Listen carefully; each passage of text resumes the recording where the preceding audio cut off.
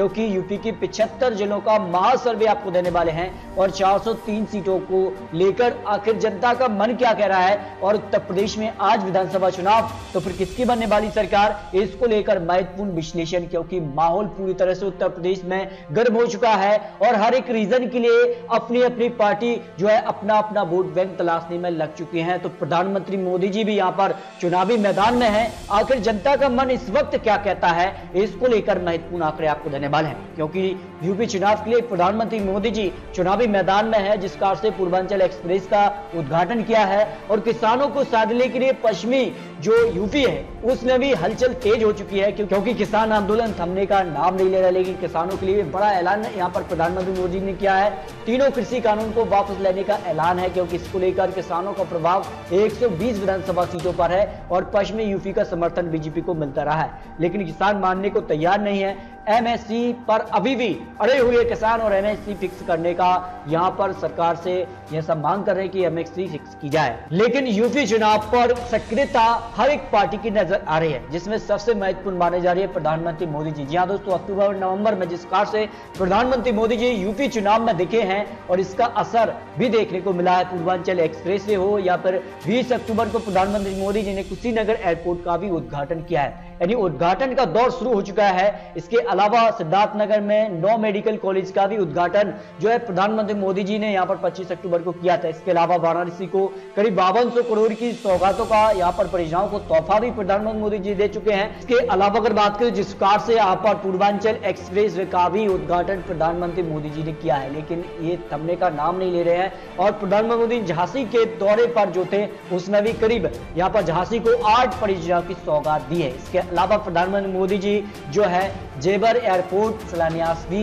यहां पर जो है काफी कुछ हलचल उत्तर प्रदेश विधानसभा चुनाव में तेज है। लेकिन 2022 में 22 सेकेंड आखिर अखिलेश यादव का इस बार का प्लान क्या है। अखिलेश यादव जो दावा कर रहे हैं कि इस बार वो छोटे दलों के साथ गठबंधन करने वाले हैं और कई छोटे दलों के साथ उनका गठबंधन भी हुआ है, तो क्या छोटे दलों के साथ 2022 में अपनी सरकार बनाएंगे या नहीं, इसको लेकर बड़े बड़े नेशनल के ओपिनियन पोल के आंकड़े क्या कहते हैं, क्योंकि 403 सीटों पर महापोल के आंकड़े आपको देने वाले हैं। तो बात करते हैं रीजन वाइज आंकड़े और अंत में आपको यहां पर जो है आंकड़े देने वाले हैं। और यहां पर बात करते हैं अवध के लिए तो 101 विधानसभा सीटें आती हैं। 101 विधानसभा सीटों पर टाइम्स नाउ के हिसाब से जो है 42% वोट शेयर बीजेपी को, तो 30% vote share Samajwadi party, BSP के पक्ष में 12% वोट शेयर, कांग्रेस को 9% और अदर के लिए 4% वोट शेयर जाने की संभावना अवध के लिए लगाई जा रही है। और इसमें अगर बात करें तो अब सीटों की बात कर लेते हैं। 69 से 72 सीटें बीजेपी को 101 विधानसभा सीटों में से जाने का अनुमान यहां पर लगाया जा रहा है,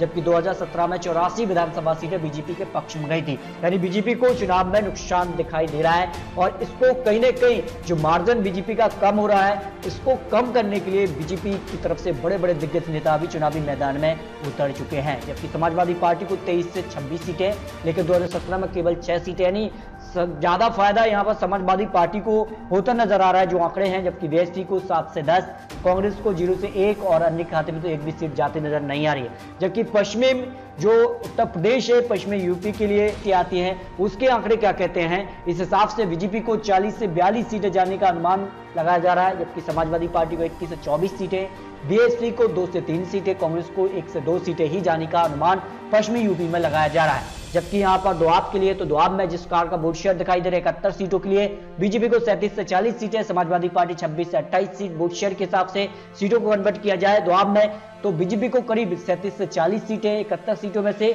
जबकि समाजवादी पार्टी को 26 से 28 सीटें, बीएसपी को 4 से 6 सीट ही दिखाई दे रही हैं। यानी कहा जाए तो कहीं ना कहीं हर एक रीजन में बीजेपी को नुकसान हो रहा है, लेकिन फायदा किसे हो रहा है, समाजवादी पार्टी को इसका फायदा होता नजर आ रहा है। बुंदेलखंड की 19 सीटों के लिए तो 19 सीटों का क्या है गणित, यहाँ पर देख सकते हैं कि 15 से 17 विधानसभा सीटें बीजेपी के पक्ष में जा सकती हैं, जबकि 2017 में सभी 19 सीटों पर बीजेपी ने यहाँ पर जीत दर्ज की थी। समाजवादी पार्टी को ज्यादा फायदा नहीं है, लेकिन बीएसपी को 2 से 5 विधानसभा सीटें इस क्षेत्र में मिलने का अनुमान यहाँ पर लगाया जा रहा है, जबकि कांग्रेस को भी यहाँ पर 1 से 2 विधानसभा सीटें मिलने का अनुमान यहाँ पर लगाया जा रहा है। अब बात करते हैं पूर्वांचल की 67 सीटों के लिए चुनावी गणित क्या है, और 67 सीटों में से 47 से 50 विधानसभा सीटें बीजेपी को, 2017 में 58 विधानसभा सीटें यहां पर बीजेपी ने जीती थी, जबकि समाजवादी पार्टी को यहां पर 31 से 35 विधानसभा सीटें मिलने का अनुमान यहां पर लगाया जा रहा है। बीएसयू करीब 11 विधानसभा सीटें यहां पर मिलने का अनुमान लगाया जा रहा है। यानी पूर्वांचल काफी महत्वपूर्ण हो जाता है, और पूर्वांचल में जिस प्रकार से समाजवादी पार्टी और बीजेपी में आमने सामने की टक्कर दिखाई दे रही है,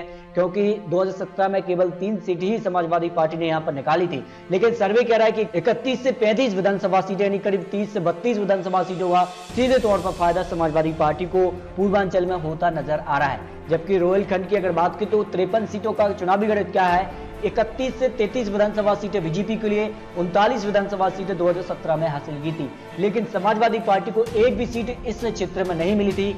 लेकिन सर्वे कह रहा है कि 18 से 21 विधानसभा सीटें समाजवादी पार्टी को मिलने का अनुमान लगाया जा रहा है 2017 में, लेकिन सर्वे में कह रहा है कि 2 से 3 ही विधानसभा सीटें बीएससी को जाने का अनुमान यहां पर लगाया जा रहा है। लेकिन उत्तर प्रदेश की सभी 403 सीटों पर आंकड़ों पर गौर करें तो काफी हलचल तेज दिखाई दे रही है। 2017 के मुकाबले बीजेपी को बड़ा नुकसान चुनाव में हो सकता है, जो आंकड़े निकल कर आए हैं, और बीजेपी ने दावा किया है कि 350 हो जाने वाले हैं, लेकिन फिलहाल सर्वे के आंकड़े बीजेपी को 239 से 245 विधानसभा सीटों पर आंकड़े दिखा रहे हैं। इसके अलावा भी और बड़े निश्चय की ओपिनियन पोल आपको देने वाले हैं। इसके अलावा समाजवादी पार्टी को 119 से 125 विधानसभा सीटें, बीएसपी को 28 से 32 सीटें, कांग्रेस को 5 से 8 और अन्य के खाते में 0 से 1 सीट जाने की उम्मीद दिखाई दे रही है। यानी 47 से समाजवादी पार्टी करीब 119 से 125 विधानसभा सीटों पर पहुंच रही है।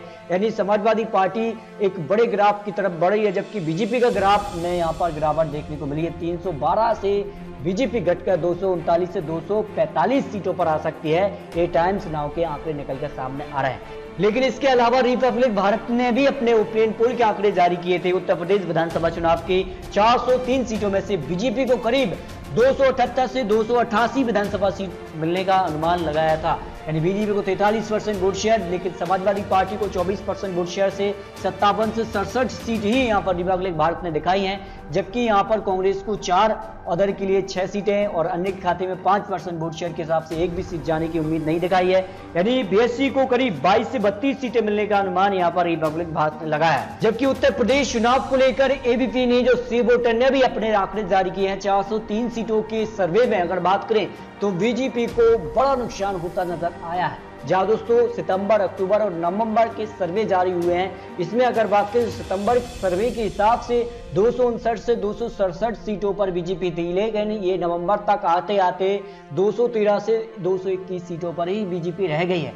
यानी जो बहुमत का आंकड़ा 202 है, उसके आसपास बीजेपी पहुंचती नजर आ रही है। जबकि समाजवादी पार्टी का आंकड़ा सितंबर में 109 से 117 विधानसभा सीटें था, जो नवंबर तक 152 से 160 पहुंच गया है। यानी बीजेपी और समाजवादी पार्टी में जहां बीजेपी का वोट शेयर हो या फिर सीटों में जो अंतर है सर्वे के हिसाब से, उसमें गिरावट है, जबकि समाजवादी पार्टी की जो सर्वे के हिसाब से सीटों में इजाफा होता नजर आ रहा है। जबकि अन्य ओपिनियन पोल के आंकड़े क्या निकल कर आ रहे हैं उत्तर प्रदेश के लिए, अन्य ओपिनियन पोल जो यहाँ पर पत्रकार का ओपिनियन पोल विश्लेषण सामने आया है, उसने क्या हलचल तेज देखने को मिल रही है। भाजपा के लिए अगर बात की तो 210 से 215 विधानसभा सीटें बीजेपी को जाने की संभावना है, और इस हिसाब से 38 से 40% वोट शेयर, और 2017 के मुकाबले बीजेपी को 100 से 102 सीटों का नुकसान आज चुनाव होते हैं तब होने की संभावनाएं लगाई जा रही हैं। आने वाले वक्त में क्या होगा ये तो आने वाला वक्त ही बताएगा।